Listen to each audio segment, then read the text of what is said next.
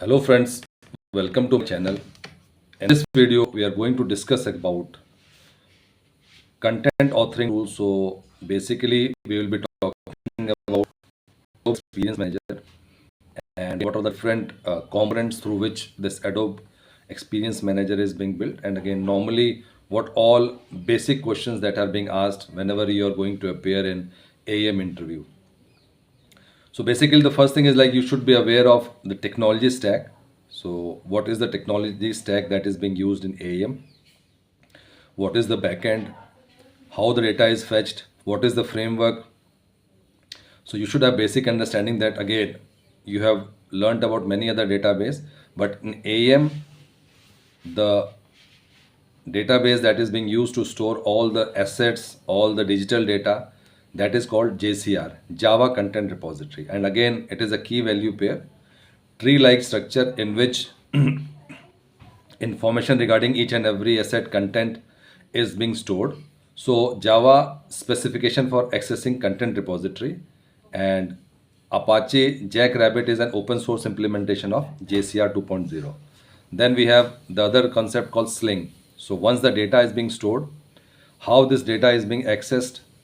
So the accessing part is being done using Apache Sling. So it is again RESTful framework, and all the data that is being stored in our JCR we can access using RESTful HTTP protocol. So again, it is basically Sling model where we this Sling framework, it fetches the data from JCR and displays on the front end. Then we have OSGI, and again it is Apache Felix. It's a framework in which we can create modular code, and again those codes are called bundles. So these bundles can interact with each other. Again, these bundles are a collection of different classes Java files. Those are again within a bundle, those are tightly coupled, and again there is an option where one bundle can interact with other bundle through message passing. So this is basically the main structure on which this AEM is being built. Then there are some other properties also, like again the main thing, and in big companies AEM is basically used for multi-site management. Multi-site, when I say multi-site management, means when we have number of sites, and again they are sharing the same content but in different languages. So multi-site manager, because again if a particular product, it is being used in different countries, so those countries have different languages. So we create the content in one language, and then once we just deploy it in on different countries, and the content will be same but in different language. So multi-site manager enables you to easily manage multiple websites that share common content. MSM, that is multi-site manager, lets you to define relationship between sites so that content changes in one site that we just discussed is automatically replicated. If the number of sites are few, 3, 4, so again manual process will work. But if the number of sites are more, then it will not work, and then you have to use the direct multi-site, in which automatic deployment of the content will be done. Then the next question is again that is being asked is a replication, because the full concept of AEM is replication, where author creates some content and we have number of publishers. So those publishers are basically the front end where users are using that pages. So author part is like where we create the pages. So whenever a page is created, we publish it. There is a replication agent that picks that content, put into replication queue, because again it is not only one author, there will be several authors. So it will be in a queue, and then it will be published on different publishers which are listening to this author part. Then another concept is dispatcher. So once it is published, how this content is managed. So the content is managed using dispatcher. So dispatcher acts, so it acts like a load balancer. It also acts like a caching part.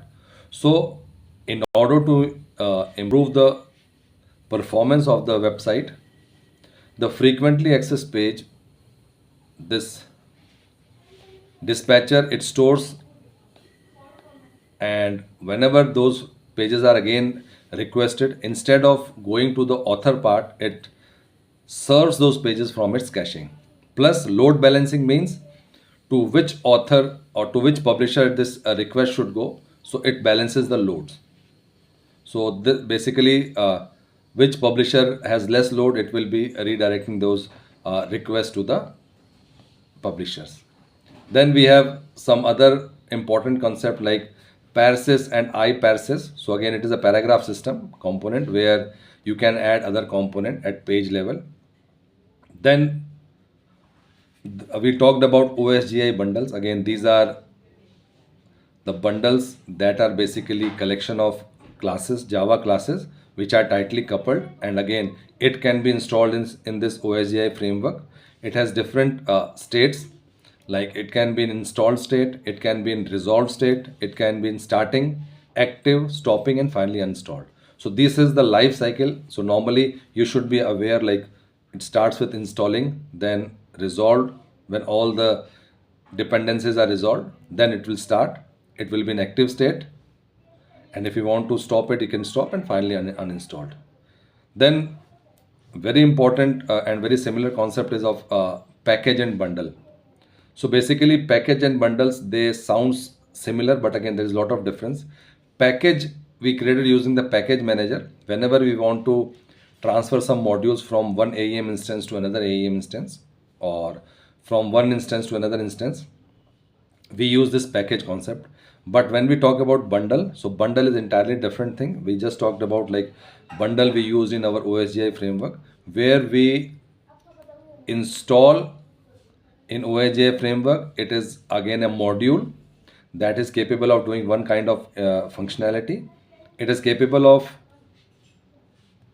passing messages from one bundle to another bundle. So this is basically package and bundle. Then a very important thing is that is being asked is client libs. So all the libraries that are being required, like JavaScript libraries, then we have CSS libraries, those are all managed using this client library. And we create the client lib folder, we put what are all JS file we need, and then what it does, it creates one single file for one JS file and one single file for one CS file, so that the optimization and performance of the website can be improved. Then we have dialog. So we have design dialog and edit dialog.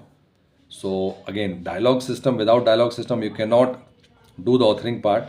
The full system of AEM is basically based upon this dialog.